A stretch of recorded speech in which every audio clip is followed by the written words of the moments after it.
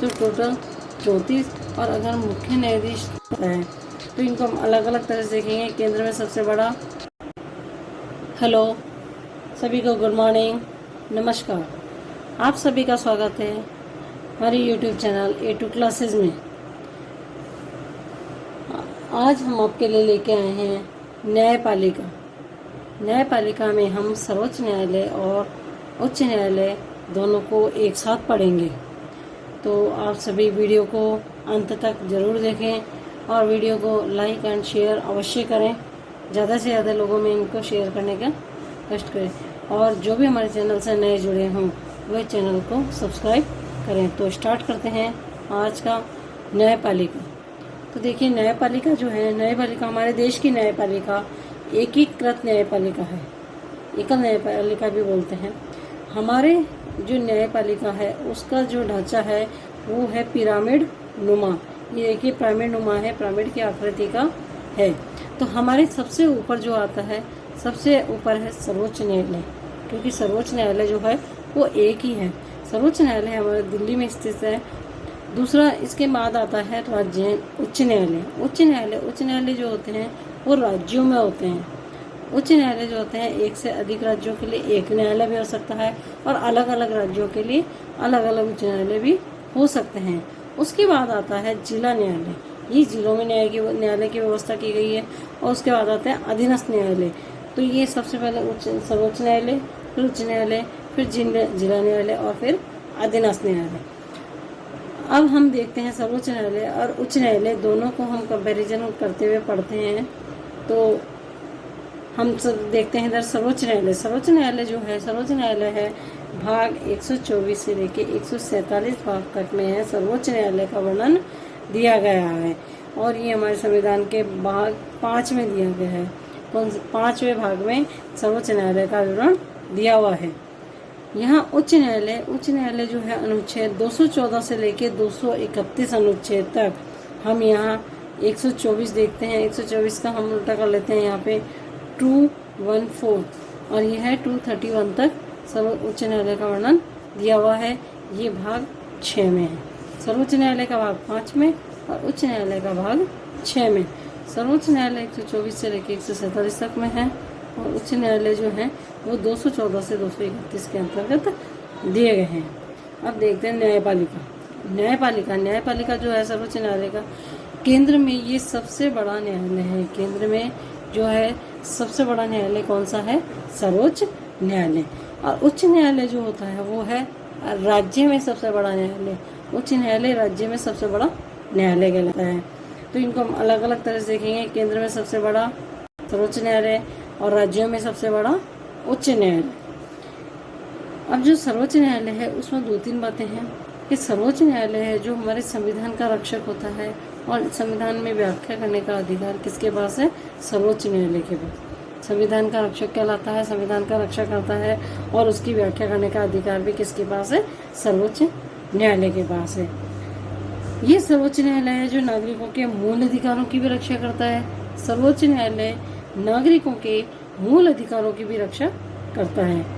ये जो है जो सारे नीचे अधीनस्थ न्यायालय, जिला न्यायालय, राज्य न्यायालय, इन सभी में सर्वोच्च है। इसीलिए हम इसे क्या बोलते हैं? अपीलीय न्यायालय भी बोला जाता है। ये अंतिम अपीलीय न्यायालय, मतलब इसके बाद में कहीं भी आप न्याय के लिए नहीं जा सकते हो। ये अंतिम अपीलीय न्यायालय है भारत का, क्योंकि यह सर्वोच्च न्यायालय है। यह अंतिम इसलिए है क्योंकि अधीनस्थ न्यायालय, जिला न्यायालय, राज्य न्यायालयों के ऊपर सबसे ऊपर कौन सा है? सर्वोच्च न्यायालय। हम न्याय के लिए इसी तरह जाते हैं जैसे अधीनस्थ न्यायालयों से जिला न्यायालय में, जिला न्यायालय से उच्च न्यायालय में और उच्च न्यायालय से सर्वोच्च न्यायालय में। तो सर्वोच्च न्यायालय अंतिम न्यायालय है। यही हम देखते हैं। राज्यों की बात करते हैं तो राज्य जो है ये राज्य के नागरिकों के अधिकारों की रक्षा करता है। ये तो किसकी करता है? नागरिकों के मूल अधिकारों की करता है। और ये भी क्या है? राज्य के नागरिकों के अधिकारों की रक्षा करता है। ये जो न्यायालय है, हमने सर्वोच्च न्यायालय पढ़ा तो सर्वोच्च न्यायालय तो जो है जिला न्यायालय और राज्य न्यायालय इन सबसे ऊपर है। और जो उच्च न्यायालय है वो जिला और अधीनस्थ न्यायालयों से ऊपर है। तो ऐसे ही अधीनस्थ न्यायालय से ऊपर जिला न्यायालय है। इसी तरह से ये न्यायालय दिए गए हैं। अब देखते हैं इनकी नियुक्ति किसकी, कौन करता है? सर्वोच्च न्यायालय के मुख्य न्यायाधीश की नियुक्ति सर्वोच्च न्यायालय की मुख्य न्यायाधीश की नियुक्ति कौन करता है? राष्ट्रपति करता है। सर्वोच्च न्यायालय के मुख्य न्यायाधीश की नियुक्ति राष्ट्रपति द्वारा की जाती है। सर्वोच्च न्यायालय के मुख्य न्यायाधीश की नियुक्ति राष्ट्रपति द्वारा की जाती है। और यहाँ उच्च न्यायालय के मुख्य न्यायालय की नियुक्ति जो संबंधित वहाँ का जो राज्यपाल होता है, उस राज्य का जो राज्यपाल होता है वो एवं सर्वोच्च न्यायालय के न्यायाधीश की सलाह से राष्ट्रपति करेगा। उच्च न्यायालय के मुख्य न्यायाधीश की नियुक्ति जो वहाँ का जो राज्यपाल होगा, राज्यपाल और सर्वोच्च न्यायालय का जो मुख्य न्यायाधीश है उसकी सलाह से कौन करता है? राष्ट्रपति ही करता है। नियुक्ति तो दोनों की राष्ट्रपति करेगा, बट यहाँ पे जो है सर्वोच्च न्यायालय के मुख्य न्यायाधीश की नियुक्ति तो राष्ट्रपति कर देगा, बट जो राज्यों में है, राज्यों में न्यायाधीशों की नियुक्ति करता है राज्यपाल की सलाह से, सर्वोच्च न्यायालय के न्यायाधीश की सलाह से राष्ट्रपति करता है। और अन्य सर्वोच्च न्यायालय में अन्य न्यायाधीशों की नियुक्ति जो मुख्य न्यायाधीश बनाया जाएगा उसकी सलाह से राष्ट्रपति करेगा। जो मुख्य न्यायाधीश बनाया जाएगा उसकी सलाह से राष्ट्रपति करेगा। अन्य न्यायाधीशों की नियुक्ति मुख्य न्यायाधीश की सलाह से राष्ट्रपति करेगा। और यहाँ उच्च न्यायालय में अन्य न्यायाधीशों की नियुक्ति भी राज्यपाल व मुख्य न्यायाधीश के, मतलब यहाँ पे राज्यपाल और मुख्य न्यायाधीश आ गया, उसकी सलाह से की जाएगी। सर्वोच्च न्यायालय में प्रारंभ में एक मुख्य न्यायाधीश व 7 अन्य न्यायाधीश थे। प्रारंभ में एक न्यायाधीश और 7 अन्य न्यायाधीश थे। यहाँ सर्वोच्च न्यायालय में एक मुख्य न्यायाधीश और 7 अन्य न्यायाधीश थे। और 21 फरवरी 2009 से न्यायाधीशों की संख्या में संशोधन अधिनियम 2008 पारित किया गया। यहाँ पे जो है वर्तमान में उच्च न्यायालय 25 है। 1 जनवरी 2019 को अमरावती में आंध्र प्रदेश उच्च न्यायालय स्थापित किया गया है। 1 जनवरी 2019 को अमरावती, जो कि आंध्र प्रदेश की राजधानी बनेगी, आंध्र प्रदेश में अमरावती में एक उच्च न्यायालय स्थापित किया गया है, जो 1 जनवरी 2019। ये डेट थोड़ी इम्पोर्टेंट है क्योंकि ये एग्ज़ाम की दृष्टि से इम्पोर्टेंट है। ये आ सकती है, अभी नया करंट में बना है। ये उच्च न्यायालय अभी नया बना है, इसलिए एग्ज़ाम की दृष्टि से ये इम्पोर्टेंट है। और ये कहाँ है? आंध्र प्रदेश में है और अमरावती में ये बना है।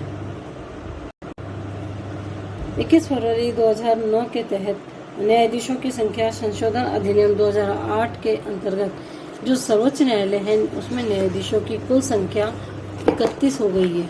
उसमें कुल न्यायाधीशों की संख्या 31 हो गई है। पहले 7 थी, एक मुख्य न्यायाधीश और 7 अन्य न्यायाधीश थे। अब कुल संख्या कितनी हो गई है? 2008 में 31 हो गई। 2019 में वापस संविधान संसद में संशोधन अधिनियम पारित किया गया और सर्वोच्च न्यायालय में न्यायाधीशों की कुल संख्या मुख्य न्यायाधीश सहित 34 हो गई है, अर्थात एक मुख्य न्यायाधीश और 33 अन्य न्यायाधीश। एक मुख्य न्यायाधीश और 33 अन्य न्यायाधीश, तो टोटल संख्या कितनी हो गई? 34 हो गई है। 2019 में संसद संशोधन अधिनियम जो पारित किया गया उसमें सर्वोच्च न्यायालय के न्यायाधीशों की कुल संख्या मुख्य न्यायाधीश सहित 34 हो गई है। अगर आपसे न्यायाधीशों की संख्या पूछे तो टोटल 34, और अगर मुख्य न्यायाधीश के अलावा पूछे तो 33। यहाँ उच्च न्यायालय में जो है प्रत्येक राज्य में एक उच्च न्यायालय होता है, प्रत्येक राज्य में एक उच्च न्यायालय होता है जो इसका न्यायालय का गठन किया गया है। किंतु संसद जो है, संसद की जो विधि है उसमें 2 या 2 से अधिक राज्यों के लिए, 2 या अधिक राज्यों के लिए अथवा 2 या अधिक राज्यों के लिए केंद्र शासित के लिए एक ही उच्च न्यायालय भी गठित कर सकती है। मतलब केंद्र के लिए केवल एक भी कर सकती है और एक से अधिक भी गठित कर सकती है। मतलब जैसे 2 या 3 राज्यों के लिए एक उच्च न्यायालय स्थापित किया गया है। अब कुछ उच्च न्यायालय हैं जिनमें मतलब एक उच्च न्यायालय है और वहाँ पे बहुत सारे राज्य हैं। जैसे हम बात करते हैं बम्बई उच्च न्यायालय।